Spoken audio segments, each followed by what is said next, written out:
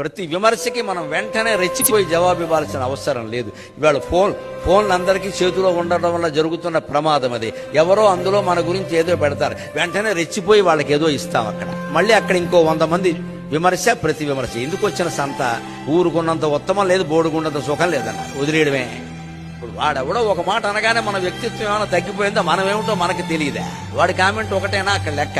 వాడు బటన్ వేలు పైకి లేపాడా, కిందికి లేపాడా, ఏదో పక్షపాతం ఎటో లేపుకుంటాడు, మనకెందుకు అది?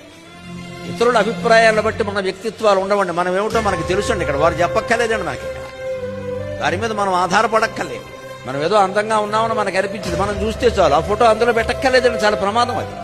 అందులో ఉన్నవాడు ఉన్నావులే, పొట్ట చూసుకో అంటాడు వాడు. ఇక అయిపోయింది, ఇక్కడ మొత్తం అందం అంతా పోయింది, పొట్ట కనపడింది. ఇక్కడ వాడి అనే మాట ఎందుకు వచ్చింది? మనం ఫోటో పెట్టకపోతే అంట కదా.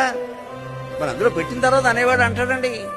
అంచేది ఇతరుల మెప్పు కోసం బతకద్దు, మన కోసం మనం బతకాలి. మనలో ఉండే జీవాత్మని పరమాత్మలో కలపడం కోసం బతకాలి. ఆత్మజ్ఞానం ఒక్కటే అంతిమ లక్ష్యం, వేరే ఏమి ఉండవు ఇక్కడ.